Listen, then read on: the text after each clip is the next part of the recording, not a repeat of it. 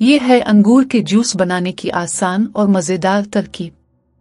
अज्जा: अंगूर 2 कप, सब्ज, पानी 1 कप, चीनी 2 खाने के चम्मच, अपनी पसंद के मुताबिक कम ज़्यादा कर सकते हैं, लीमू का रस 1 चाय का चम्मच, बर्फ हस्ब ज़रूरत।